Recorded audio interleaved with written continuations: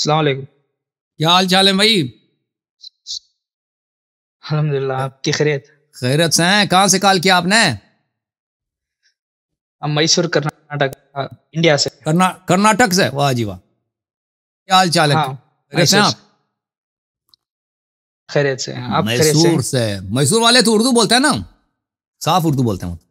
ہاں اردو بولتے ہیں. جی جی حکم کریں. سوال ہے، ایک سوال ہے جو عمر رضی اللہ ہے، جب نبی صلی اللہ علیہ وسلم کے انتقال کا تو وہ سننے کی برداشت نہیں رکھے تو تلوار اٹھا نکال کے جو کوئی بھی نیوز بولے انہیں ختم کرنے کو کھڑے ہوئے تھے. تو جی بالکل بالکل. جب نبی صلی اللہ علیہ وسلم کی شخص وفات ہوئی ہے تو عمر نے کہا کہ جو کہہ دے کہ پیغمبر کی وفات ہوئی ہے میں اس کو قتل کر دوں گا. وہ آسمان پہ گئے ہاں تو اور وہ واپس آئیں گے. تو ان کے جھوٹوں میں سے ایک جھوٹ ہے نا. پیغمبر آسمان پہ تو نہیں گئے تھے نا. نبی صلی اللہ علیہ وآلہ وسلم پہ افترا کرنا، جھوٹ باندھنا، یہ تو انسان جہنم کو لے جائے ہمیشہ کے لیے. اور پیغمبر نے کبھی نہیں کہا میں آسمان جاؤں گا واپس آؤں گا. تو اس اور یہ ان کا جنازہ پڑا ہے، ان کے گھر والے رو رہے ہیں. امیر المؤمنین علیہ السلام قبر وہ وغیرہ ان کو غسل دے کے کفن دے کے وہ دفن کرنے کی کوشش کر رہے ہیں، اور یہ آدمی آ کے کہہ رہا ہے کہ وہ مرے نہیں آسمان گئے. یہ فراڈ ہے نا. تو پیغمبر نے کب کہا تھا؟ قرآن جب کہہ رہا ہے کہ انک میت وانہم میتون، آپ مر جائیں گے اور یہ بھی کل نفس ذائقۃ الموت، سب لوگ مر جائیں گے. ٹھیک ہے، قرآن نے جب فرمایا. ہاں قرآن نے کب کہا تھا کہ پیغمبر آسمان جا کے واپس آئیں گے؟ محبت کی دلیل ہے. تو دوسرے کہہ رہے تھے وہ دوسروں کو محبت نہیں تھی، صرف اس کو محبت ہے. آپ کا کوئی عزیز کوئی وفات نہیں ہوا؟ ہاں ہو کے کوئی عزیز اگر اتنی محبت تھی تو جنگ احد میں کیوں بھاگ گئے تھے اس کو چھوڑ کے؟ حنین میں کیوں بھاگ گئے تھے؟ کفار کے نرغے میں ان کو چھوڑ کے. محبت ہے، یہ محبت ہے. اگر آپ کا کوئی عزیز وفات ہو جائے تو آپ یہی کہہ دیں گے جو کہے کہ میرا بھائی میں اس کو قتل کر دوں گا، میرے بھائی آسمان پہ گئے.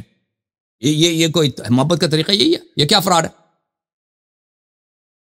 تو ایسے محبت کی نبی صلی اللہ علیہ وسلم کے محبت کی وجہ سے آپ جھوٹ نہیں بول سکتے. نبی صلی اللہ علیہ وسلم کے محبت کی وجہ سے آپ افترا نہیں کر سکتے. پیغمبر پہ افترا کرو کہ پیغمبر مرے نہیں ہیں. ہاں نبی صلی اللہ علیہ وسلم نے بولا تھا کہ جو میری سنت ہے، جو خلفائے راشدین کی سنت ہوگی وہ میری سنت ہوگی. تو شاید اس لیے وہ شریعت بدلائے ہوں گے. خلفائے راشدین کی خلافت ہی نہیں ہے. جب ان کو خلیفہ پہلے بنا دینا پھر آپ وہ خلیفہ راشدین ہوگی. اچھا ان کو یہ مزے کی بات کر رہے ہیں کہ عمر نے شریعت بدل دیا مان گیا شریعت بدل دی، لیکن اس لیے بدل دی تو خلیفہ راشد ایسے قربان جاؤں ایسے. بھائی راشد کس کو بولتے ہیں؟ ہدایت یافتہ. وہ ہدایت یافتہ جو پیغمبر کی غلطی نکال رہے ہیں، اللہ کی غلطی نکال رہے ہیں نا. اللہ نے کچھ نازل کیا، پیغمبر نے کچھ بولا، اس کو چینج کریں گے، اس کی تصحیح کریں گے نا. اللہ سے بھی زیادہ عاقل ہے. نبی علیہ وسلم نے بولا تھا شریعت چینج کیا نا. جو بال گئے شریعت، کیوں شریعت چینج کیا انہوں نے؟ پیغمبر جو لے کہتے وہ غلط تھا نا، ان سے بہتر عمر کے پاس ہے تبھی چینج کیا نا. شاید وہ چینج کرنا پڑا ہوگا. کیوں؟ وہ جنریشن تھوڑا اور وہ جو اللہ نے نازل کیا تھا اس میں کچھ نقصان تھا نا، کچھ خرابی تھی اس میں. عمر تو اللہ سے بھی آ گیا نا. آپ کے نزدیک وہ آپ بڑا بھگوان ہے. کون بڑا ہے؟ اللہ بڑا ہے یا عمر؟ اللہ بڑا نہیں، عمر بڑا. نہیں عمر بڑا، کیونکہ جو اللہ نے جو نازل کیا اس میں غلطی ہے. عمر نے آ کے اس کو ٹھیک کیا، بعد میں انتظار کیا پیغمبر مر جائیں تاکہ شریعت کو تصحیح کر دیں. ہے کہ نہیں؟ تو کون بڑا ہے بھائی؟ اللہ بڑا ہے. اللہ بڑا ابھی کوئی بھائی اللہ کیسے بڑا ہے؟ جب عمر نے اس کی شریعت کو ٹھیک کیا ہے تو لازمی بات ہے کہ عمر اس سے زیادہ عمر کے پاس علم اللہ سے. نبی نے بولا تھا نا جو خلفائے راشدین کی سنت ہوگی وہ میری بھی سنت ہوگی. تو اس لیے کب بولا کہ وہ اس کی سنت میری سنت ہے؟ تو حدیثوں میں ہمارے حدیثوں میں نہیں ہے اس طرح. آپ کے حدیث میں بھی اس طرح نہیں. کہ ان کی سنت میری سنت. پیغمبر صلی اللہ علیہ وسلم نے فرمایا ہے کہ میرے دین کو کوئی چینج نہیں کر سکتا. جو اس کو چینج کرے گا وہ جھوٹا ہوگا، کافر ہوگا، وہ دین میں بدعتی ہوگا. تو عثمان، تو آپ بول رہے ہیں کہ 3 لوگ جو تھی وہ نہیں تھی، تو نبی سے نہیں تھی. تو عثمان رضی اللہ عنہ نے تو ایک بار مہر میں علی رضی اللہ عنہ کے مدد کیا تھا. مہر وہ کیسا خلافت؟ وہ آپ لوگوں کی روایت میں ہوگا، ہماری روایت میں نہیں ہے. تو آپ کی روایت میں نہیں.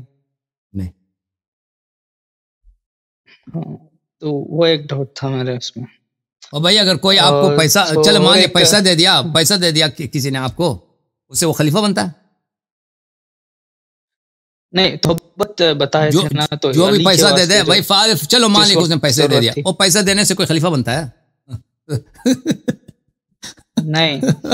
یہ کوئی الیکشن ہے، بی جے پی کا الیکشن ہے، کانگریس کا الیکشن ہے، جو پیسہ دے دے وہ خلیفہ بن جاتا ہے.